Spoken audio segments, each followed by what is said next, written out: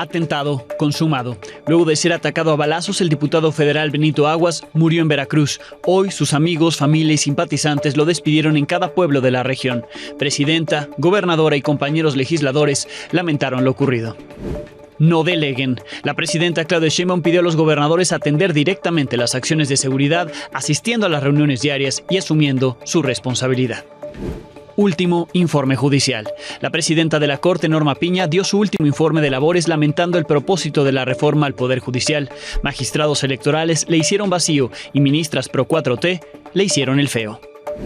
Embajador nominado. Ron Johnson, ex embajador de Estados Unidos en El Salvador, fue nominado por Donald Trump como embajador en México. Es experto en seguridad, defensa y con trayectoria diplomática.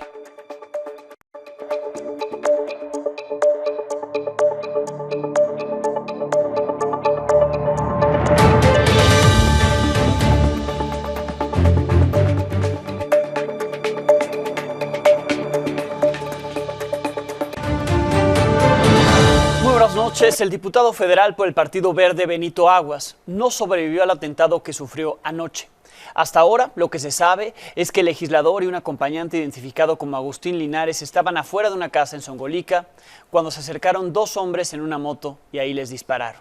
El diputado fue herido en la cabeza y en el tórax, y aunque fue hospitalizado, murió horas después de este ataque. Su acompañante murió en el lugar.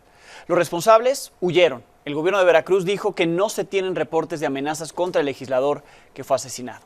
La Fiscalía General de la República va a colaborar con la Fiscalía Estatal. Es el asesinato de un diputado federal. El diputado Benito Aguas era un personaje reconocido en el distrito que él representaba. Hoy, sus amigos, familiares, dedicaron aplausos y exigieron justicia en un homenaje en Córdoba. El cortejo fúnebre recorrió 16 pueblos veracruzanos, donde la gente salió a despedirlo. Llegó hasta Songolica, donde mañana, por cierto, será sepultado. Este es un trabajo de Isabel Zamudio.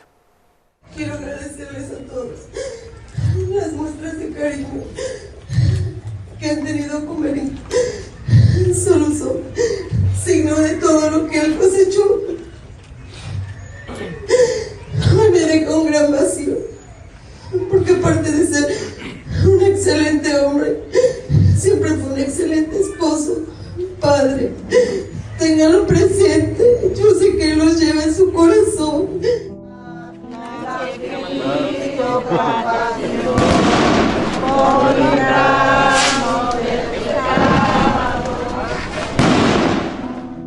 Entre aplausos, flores, música, cohetes, lágrimas y exigencias de justicia, habitantes de la Sierra de Songolica, amigos y familiares, despidieron al diputado federal Benito Aguas Atlahua, asesinado la noche de lunes en la comunidad de Tepenacastla, donde este martes fue velado y el miércoles será sepultado. El cuerpo del legislador del Partido Verde estuvo primero en una funeraria de Córdoba, a donde llegaron cientos de personas para acompañarlo en el recorrido de la carroza fúnebre hacia la Sierra de Songolica. Inició en Coexala, uno de los 25 municipios que conforman el Distrito Electoral 18 que representaba y que se extiende desde los límites con Oaxaca hasta la colindancia con Puebla. El crimen del ingeniero de 45 años desató reclamos. Nos espantamos de Sinaloa. Nos espantamos de Chiapas y hoy pareciera que en nuestro municipio estamos padeciendo las mismas situaciones donde hay violencia. No podemos acostumbrarnos. La viuda del legislador afirmó que fue asesinado por ser un gran líder. Siempre dio todo por ustedes, por su sierra, por su Songolica. Siempre estuvo orgulloso de ser de donde era. Y creo que la muestra está, que lo llevó hasta lo más alto. Siéntanse orgullosos de él, pero nos deja una enseñanza a cada uno. Sobre el féretro de madera que cargaron policías municipales a su llegada de Songolica, fue colocada una bandera de México. Desde Veracruz para Milenio Noticias, Isabel Zamudio. La gobernadora de Veracruz, Rocío Nale, lamentó el fallecimiento del diputado tras el atentado y aseguró que las instituciones encargadas de procurar justicia darán con los responsables. A ella se sumaron compañeros legisladores como el presidente de la Cámara de Diputados, Sergio Gutiérrez Luna, que en sus redes sociales no hizo referencia al ataque, al asesinato, algo que corrigió ya en la sesión del Pleno esta misma tarde. También el Partido Verde condenó lo ocurrido, al igual que el coordinador de Morena, Ricardo Monreal. La presidenta Claudia Sheinbaum se sumó a las condolencias en su conferencia mañanera. Aprovecho para decirles que hoy pedí a la Secretaría de Seguridad Pública por el caso del diputado del Partido Verde en Veracruz, que lamentamos mucho lo que ocurrió y que hemos pedido a la Secretaría que se comunique de inmediato con la gobernadora para poder apoyar en todo lo que se requiera para que se haga justicia. El día de hoy nos invade un dolor inmenso. El día de ayer, en un atroz acto, privaron de la vida a nuestro compañero diputado del Partido Verde, Benito Aguas. De corazón nos duele por su familia, por sus hijos. Hoy, más que nunca, debemos de alzar la voz desde este recinto legislativo para exigir con firmeza, con unidad, que este crimen no quede impune. Desde que esta presidencia tuvo conocimiento del atentado, estuve en comunicación con el secretario de Seguridad. Lamentamos ese deceso. En Mazatlán, Sinaloa, hombres armados llegaron a un centro de rehabilitación y se llevaron a 16 internos. La madre de uno de ellos fue quien alertó a las autoridades municipales que no se habían dado ni cuenta. Estos son los nombres de los internos cuyas familias están buscando. Para el gobierno de Sinaloa no se trató de un secuestro. El secretario de Seguridad, Gerardo Mérida, aseguró que los 16 internos se fueron por su propia voluntad cuando les ofrecieron empleo. Pues, ¿qué cree el secretario que les hubiera pasado si se negaban? Es que realmente sí hubo un movimiento de personas al interior del centro de rehabilitación. Hubo 16 elementos que voluntariamente accedieron a seguir a un grupo por ahí de sujetos que manifestaban, que pedían el apoyo, que querían que los acompañaran para trabajar con ellos. Realmente sí es positivo, fueron 16 por comentarios, por información directa del responsable del centro. Un hecho que ahora sí, cuando es voluntario, nomás se toma nota y se da parte o lleva el seguimiento quien deba de llevarlo. También en Sinaloa hoy se dieron más detalles sobre el asesinato del creador de contenido Leobardo Aispuro, también conocido como el Gordo Perucci. El ataque ocurrió a unos metros de su casa en la colonia 21 de marzo y durante la balacera resultó herida su esposa Brenda, quien está hospitalizada y se reporta estable.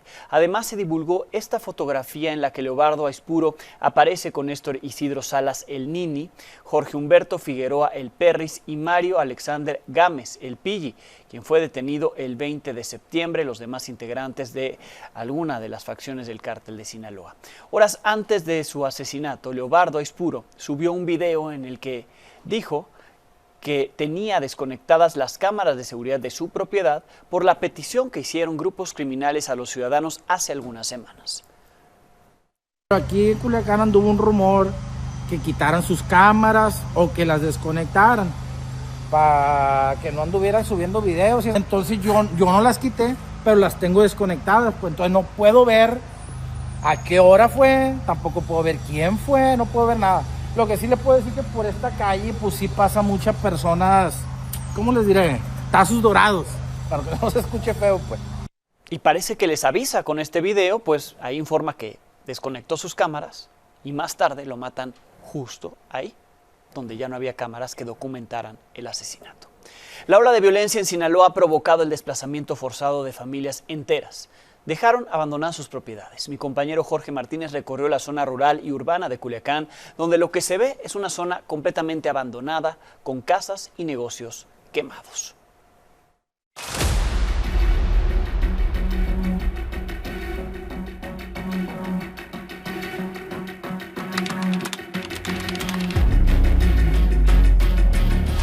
A 90 días del inicio de la guerra entre los chapitos y los mayos, el paisaje rural y urbano de Sinaloa cambió radicalmente. Mientras que en los pueblos personas abandonan sus hogares, en la ciudad hay decenas de casas y departamentos en renta o venta. Y lo mismo pasa con locales comerciales. Las imágenes más dramáticas se ven en la capital. En la colonia Villa del Real Hay al menos una veintena de casas de lujo y de clase media en venta o renta, reflejo del desplazamiento humano que ya comenzó. En ese sector, hombres armados ingresaron a varias viviendas para vandalizarlas y balear las fachadas y paredes. Los parques donde antes abundaban los niños, hoy lucen vacíos. Nadie juega por temor a quedar en medio del fuego cruzado. En la zona de Tres Ríos, donde vive la gente más adinerada, grandes cadenas de restaurantes cerraron sus puertas y se fueron sin promesa de volver. Las imágenes de casas abandonadas se repiten en las zonas rurales como Elota, donde hay al menos 3 comunidades donde reportan desplazamientos forzados. Y así también hay casas y ranchos abandonados, en la que el San Juan fue dañado y la chapa forzada. También esta casa de un solo piso tiene daños en las ventanas. Sus ocupantes se marcharon hace meses tras recibir amenazas. En Potrerillo del Norte hay huellas de los enfrentamientos entre narcos, como esta casa incendiada el 10 de septiembre, fecha en que inició la guerra entre las dos facciones. Este negocio de cervezas también fue vandalizado. Ahí los chapitos dejaron un mensaje a sus rivales. Se sabe que la mayoría de las víctimas se fueron a vivir con familiares o a otros estados o a la capital, Culiacán. Con imágenes de Oscar Aro, para Milenio Noticias, Jorge Martínez.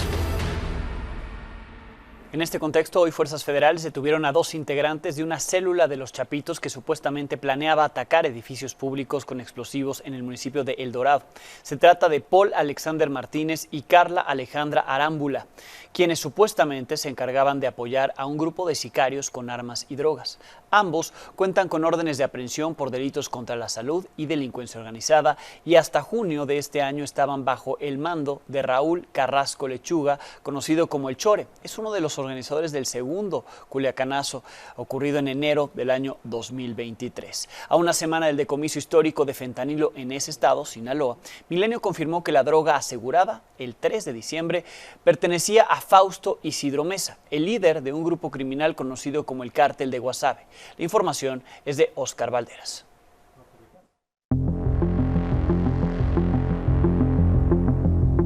Fausto Isidro Mesa Flores, alias el Chapo Isidro, líder del Cártel de Guasave, era el dueño de la tonelada y media de fentanilo decomisada a inicios de mes por fuerzas federales en Sinaloa.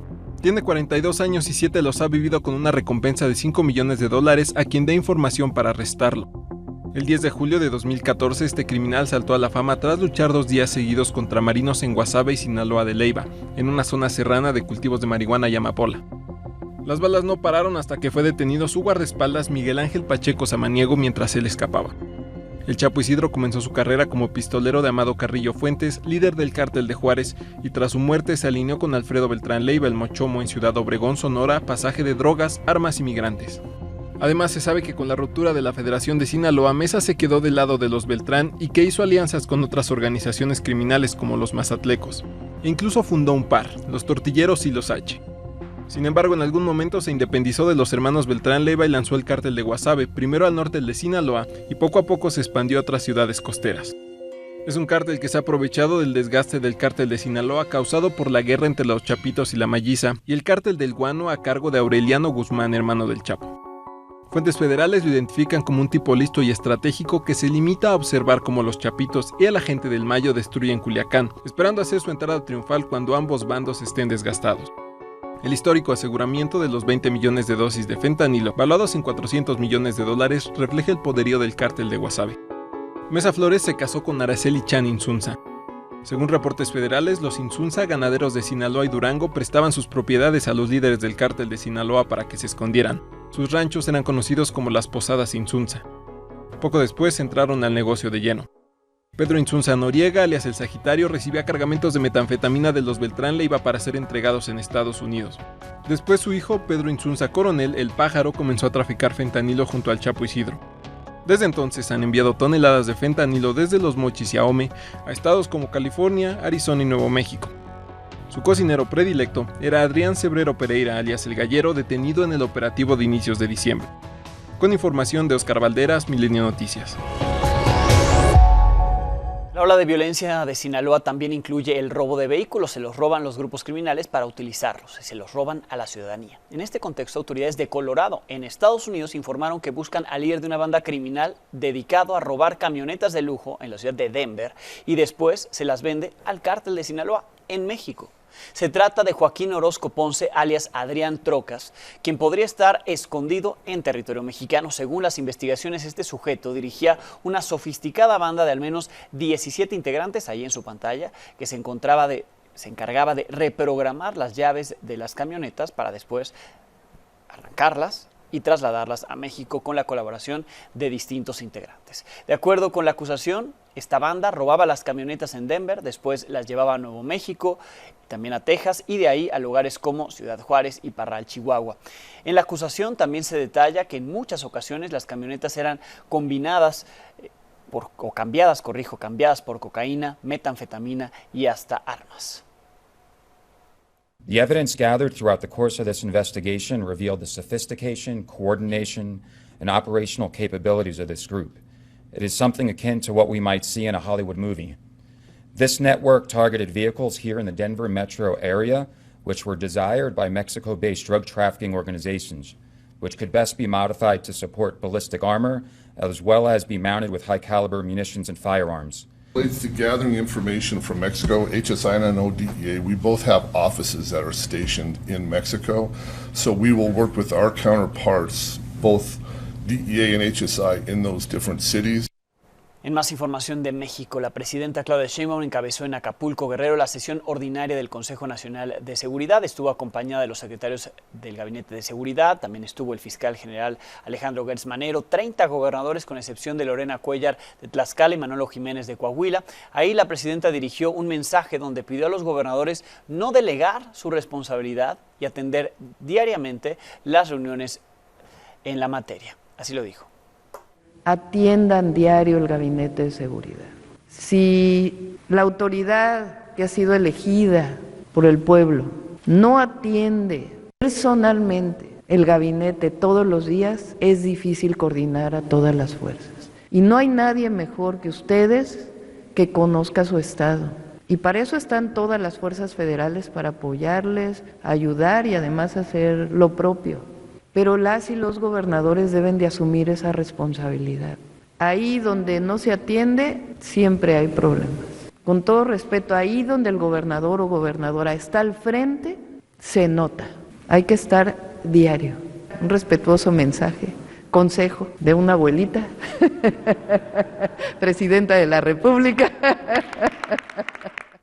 Mientras eso pasaba en esta reunión ahí en Acapulco, los damnificados por el huracán John, quienes llevan días realizando protestas, se manifestaron afuera del recinto. Exigieron al gobierno federal los apoyos económicos prometidos, pues a pesar de que algunos fueron censados, aseguran que no recibieron ninguna ayuda. Al momento de salir, los manifestantes abordaron a la presidenta y entre empujones le entregaron en mano algunas de sus peticiones. Los servidores cobraban y si no teníamos dinero no nos pensaban. Presidenta, Somos gente que necesitamos. Presidenta, somos del Parque Ecológico de Viveristas. Usted sabe cómo está nuestra colonia. Sobre el brote de una bacteria que ha cobrado la vida de menores de edad, muchos de ellos recién nacidos. El secretario de Salud, David Kerchenovich, informó en la conferencia mañanera que son 17 los menores fallecidos, 13 en el Estado de México, otros 3 en Michoacán y uno más en Guanajuato. Sobre la causa de la infección, dijo que la Secretaría de Salud Federal mantiene como hipótesis la contaminación de un alimento que se le suministra vía intravenosa o la otra hipótesis es contaminación de los insumos utilizados para su aplicación, así lo dijo.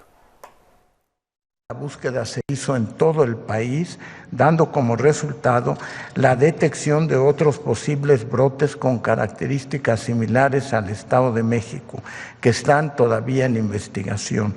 9 en Michoacán, de los cuales fallecieron 3, y 6 en Guanajuato, de los cuales falleció 1. Con el mismo agente causal, la Klebsiella oxytoca, son 13 y 4, 17. Eso lo informa la Secretaría de Salud Federal. ¿Qué ocurre con las secretarías de los estados? La Secretaría de Salud del Estado de Michoacán reconoció la existencia de 9 casos en la entidad, aseguró que el brote está controlado.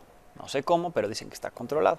Sin embargo, hasta ahora no han confirmado ninguna muerte a causa de esta bacteria. Asimismo, el secretario de Salud de Guanajuato, Gabriel Cortés, declaró que la defunción registrada en ese estado no está relacionada con el brote del Estado de México. Los casos que tuvimos están totalmente controlados. Hay un fallecimiento de un bebé que tuvo sepsis por Klebsiella oxytoca.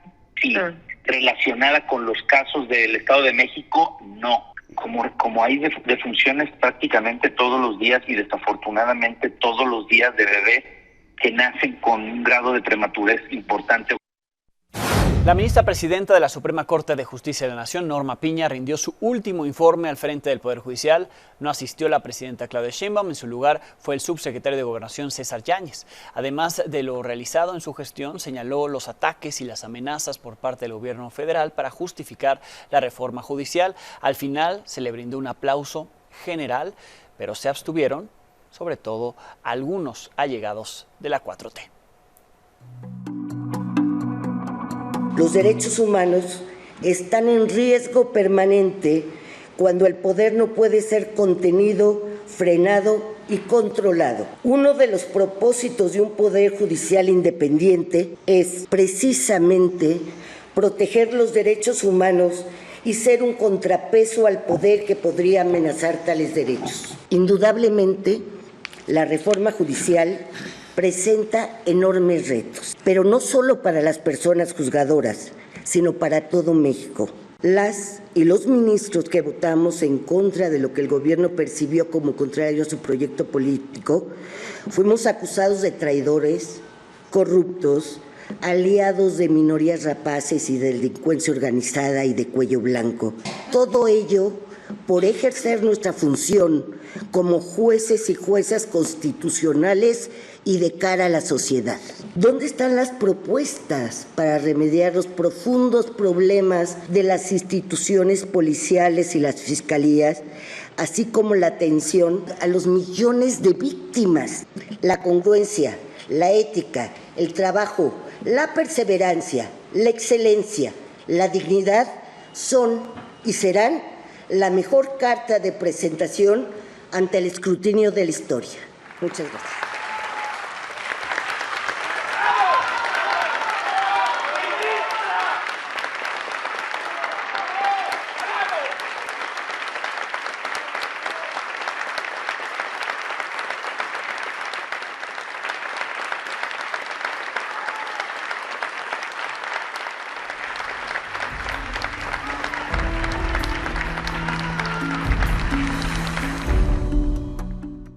Sobre este tema, las ministras cercanas a la 4T criticaron el discurso de Norma Piña. La ministra Lenia Batres lo calificó como los últimos manotazos ante una reforma que les quita el poder que creían de su propiedad.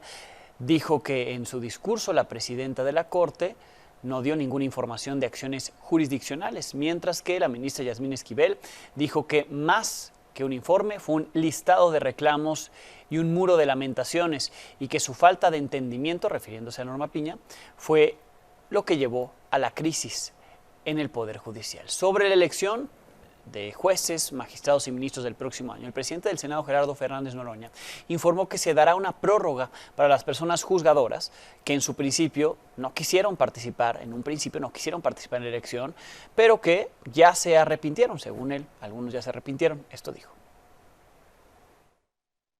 Hay medio centenar de personas juzgadoras que habían declinado a participar en el proceso de elección del 1 de junio de 2025. Se han arrepentido. El espíritu de la Constitución es que tienen pase directo, y si ellos reconsideraron y quieren participar, pues que participen. Vamos a dar un plazo de aquí al 15 que se publica la lista definitiva, para que si alguna persona juzgadora que originalmente desistió de participar quiere participar, lo pueda hacer con pleno derecho, como la Constitución se lo otorga. La Comisión de Presupuesto de la Cámara de Diputados ya tiene un dictamen para el tema del presupuesto del próximo año, en el que considera reasignaciones por 44,000 millones de pesos, en contraste con lo propuesto por el Ejecutivo. Ya reasignarán estos 44,421 millones de pesos. El proyecto, que ya comenzó a discutirse esta misma noche, destaca que 30,000 millones se lograron gracias a los recortes a poderes y órganos autónomos. En el caso del INE, que pedía 40,000 millones de pesos para el 2025, la Cámara de Diputados prevé quitarle 13,000 millones de pesos. Esos 13,000 millones de pesos equivale exactamente a lo que pidió el INE para organizar la elección al Poder Judicial. 13,205 millones de pesos. No quiere decir que le vayan a quitar esos recursos para la organización de la elección, pero es el equivalente. Otros recursos que se reasignarán por la desaparición de los órganos son los del IFT, Instituto Federal de Telecomunicaciones, con 1,180 millones, el INAI 494 millones, la COFESE 488 millones. Al Poder Judicial le quitarán 14,000 millones de los 85,000 que pidió. Mañana presentarán el dictamen en el Pleno y se espera que sea aprobado el próximo jueves. Sobre el recorte al Poder Judicial, la Suprema Corte y el Consejo de la Judicatura emitieron un comunicado esta noche asegurando que el recorte podría derivar en que se acaben plazas, que disminuyan las plazas, que se cierren juzgados y tribunales, además que podría afectar la implementación de la reforma al Poder Judicial. Hace exactamente una semana, la gobernadora de Campeche, Laida Sansores, dio a conocer que integró a su equipo de trabajo al ex senador panista involucrado en el caso de Brecht, Jorge Luis Lavalle, todavía en proceso judicial. En sus redes detalló que será el secretario de Desarrollo Económico de Campeche. En su programa El Martes del Jaguar de hace una semana, decía que Lavalle le iba a dar mucho impulso al equipo estatal, lo cual le agradeció el propio ex senador panista. Hoy la presidenta Claudia Sheinbaum dijo respetar esa decisión, pero aseguró que no la compartía. Es cosa de Laida. Se hizo el nombramiento para Jorge Luis Lavalle como secretario de Desarrollo Económico. Así que nos da mucho gusto porque pues le va a dar aquí también mucho impulso al equipo que se está integrando. ¿Cómo te sientes, Jorge? Bueno, pues primero que nada, muy contento, muy motivado, muy agradecido contigo con esta oportunidad, aparte de dedicarme a algo que verdaderamente me apasiona, que es trabajar por nuestro estado y por los campechanos. Lo sé. Es una decisión de Laida, de la gobernadora. Yo les puedo decir que yo no lo hubiera invitado a mi gobierno. Lo cierto es que Laida Sansores y Jorge Luis Lavalle se conocen desde hace tiempo, muy cercanos. Así se les veía en diciembre del 2017, cuando ambos eran senadores. ¡Arriba del chamaco! ¡A ver! Jorge Luis, a ver.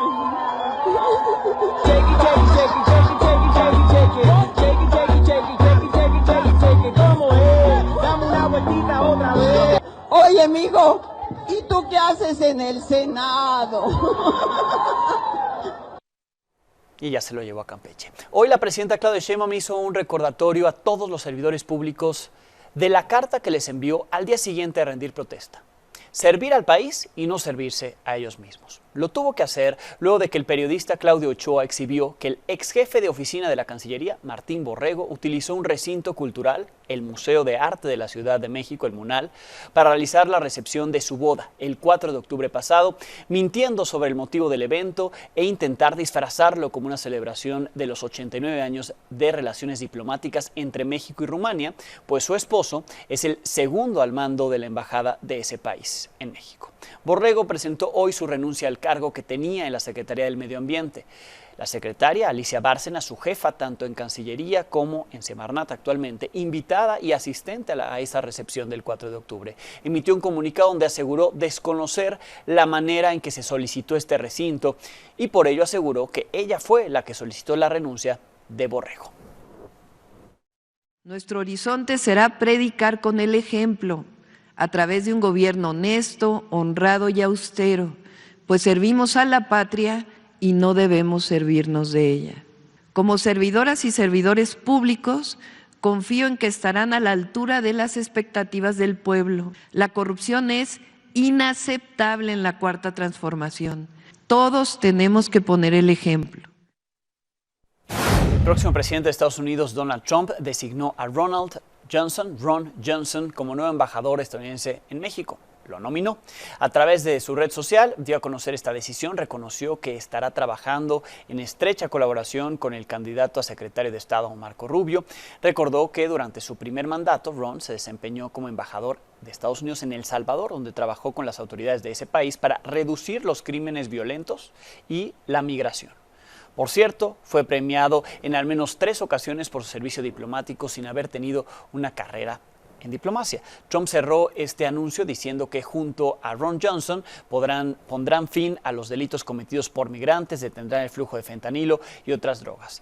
El próximo embajador, una vez que sea confirmado por el Senado estadounidense, es un ex coronel de las Fuerzas Especiales, siendo en su momento boina verde. Durante 20 años trabajó con la Agencia Central de Inteligencia, la CIA. Ha estado involucrado en un amplio rango de problemáticas regionales, tales como refugiados, operaciones contra narcóticos, operaciones contra el terrorismo, entre otros. En la actualidad, Johnson es el enlace de ciencia y tecnología de la CIA con el Comando de Operaciones Especiales de los Estados Unidos en Tampa, Florida.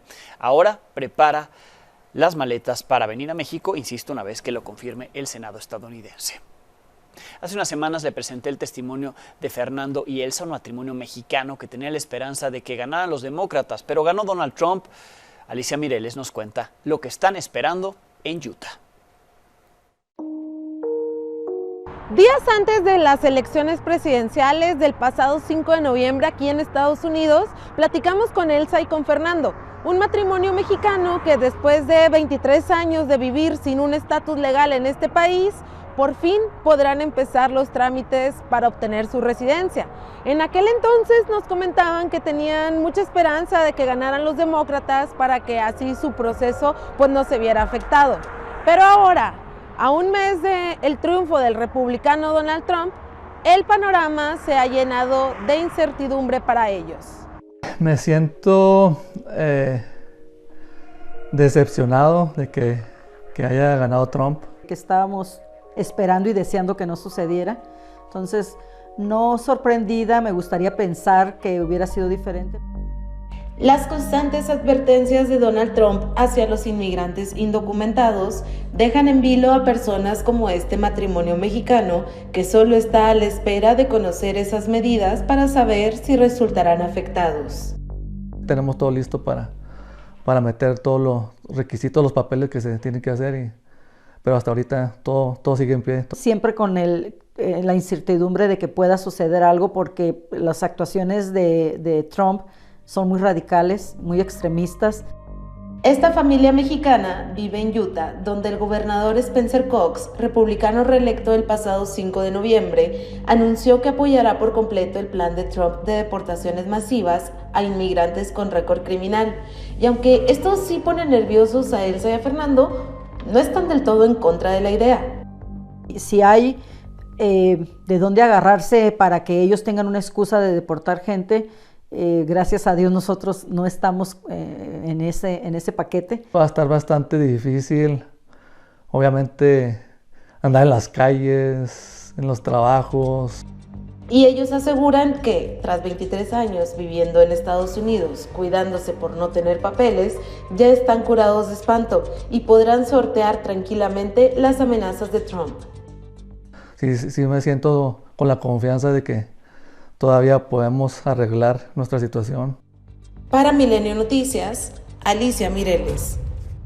Sobre este tema, en la reunión de gobernadores, la gobernadora de Baja California, María del Pilar Ávila, y el gobernador de Durango, Esteban Villegas, confirmaron que el tema migratorio fue puesto sobre la mesa. La presidenta Sheinbaum les pidió estar atentos ante la posibilidad de deportaciones masivas de mexicanos que pudiera hacerse en el gobierno de Donald Trump una vez que asuma la presidencia. Además, planteó una nueva reunión con los gobernadores del norte para tratar ese tema precisamente.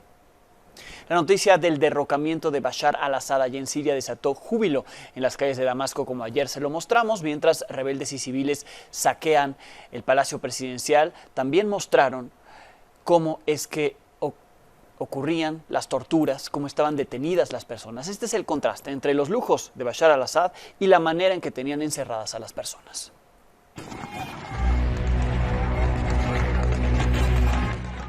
Luego del derrocamiento de Bashar al-Assad en Siria, se dio a conocer que los rebeldes entraron al Palacio Presidencial a saquear el lugar donde habitaba el ahora exmandatario y su familia. Ahí se descubrió apenas una pequeña parte de los lujos de los que gozaban. De lo poco que se ha revelado, destaca una bodega en la que al-Assad resguardaba decenas de autos de lujo.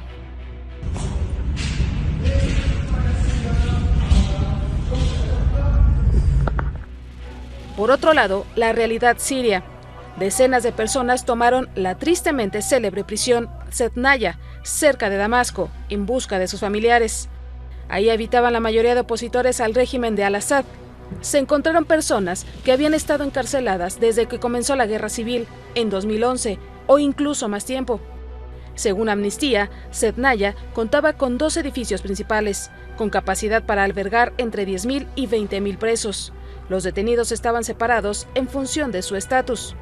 En esa cárcel se encontraron al menos 35 cadáveres con signos de tortura que fueron llevados al hospital de Damasco.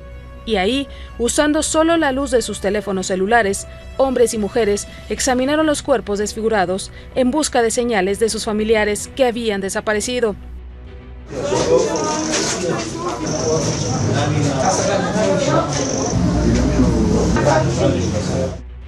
El primer ministro saliente del régimen de al-Assad acordó entregar el poder a los rebeldes sirios el lunes, un día después de que los insurgentes tomaran la capital y derrocaran al dictador Bashar al-Assad.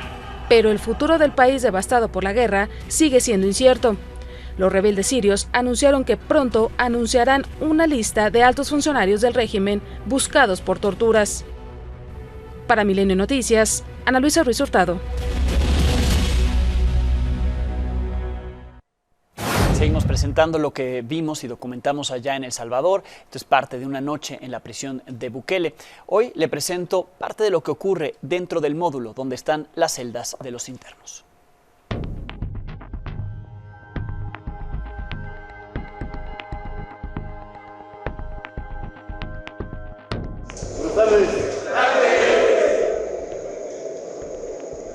No nos quitaron la mirada de encima. Parecían estar posando frente al enemigo, aunque a ese lo tienen a un lado. MS-13, sureños y revolucionarios están juntos. Cuando afuera se mataban si uno se metía al territorio del otro, aquí comparten celda. Al cruzar el módulo hasta el fondo, solo se escuchaban sus murmullos. Era imposible saber lo que decían, ni pensar en leer sus labios. Usan cubrebocas como medida sanitaria. Teníamos prohibido comunicarnos con ellos, y por lo visto, ellos tampoco podían decirnos algo a nosotros.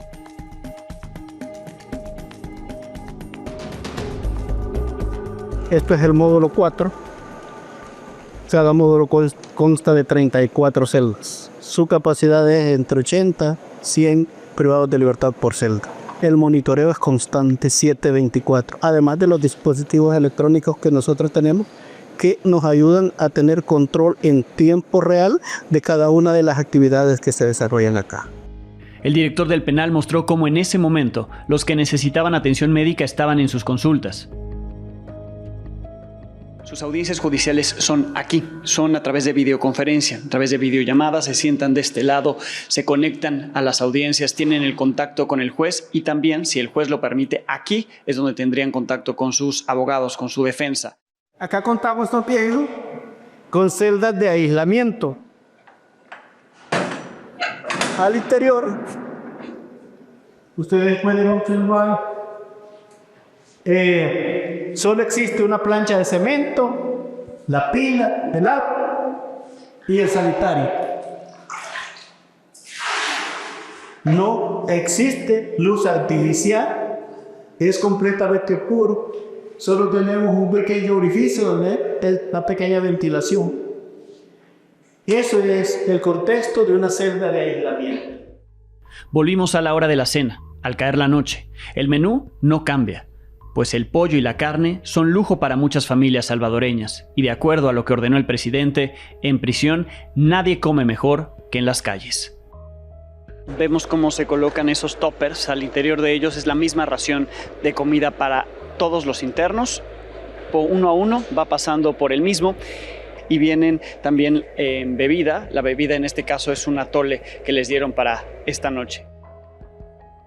Como vemos, entre módulo y módulo hay distintos espacios. Al exterior también nos explicaban, está la parte de la cisterna, la parte eléctrica, todo que garantiza su funcionamiento. Pase lo que pase, eso debe de seguir en esa operación. Una revisión sorpresa estaba por ejecutarse. Uno de los momentos más impactantes del recorrido. Volveremos a ingresar al módulo en estos momentos. El personal de custodia está por entrar para hacer una requisa, una revisión. Es una revisión sorpresa. Veremos exactamente cómo se ejecuta uno de estos procedimientos ya de noche aquí en el Secot. Uno hasta el fondo, Gil Gámez.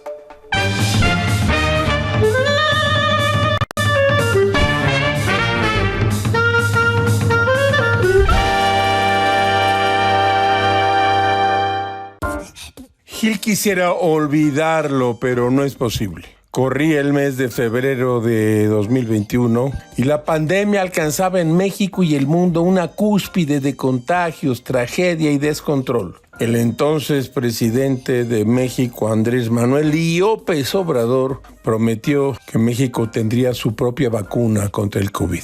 Para nadie es un secreto que López ejerció muchas veces la mitomanía. Inventaba, fabricaba, deliraba, soñaba ante el país entero y Gil, con los pelos de punta, observaba cómo una parte de la sociedad le creía y le aprobaba sus embustes. Así las casas, ¿dónde estará el inolvidable licenciado Bartlett? Muy pronto se cumplirán 4 años y nada se sabe del biológico mexicano. La vacuna patria es la vacuna fantasma. Actualmente no existe evidencia de que la vacuna patria se haya empezado a producir o de que la Secretaría de Salud tenga dosis para aplicarlas en la campaña nacional de vacunación que se lleva a cabo de acuerdo con respuestas a solicitudes de información que se hicieron a la dependencia. No existe la vacuna patria. ¿Cómo lo ven? De verdad. Todo es muy raro, caracho. Como diría Gil, mi pesimismo no es sino una variedad del optimismo. Con esto nos pedimos. Mañana tendremos algo nuevo que contarle a las 22 horas.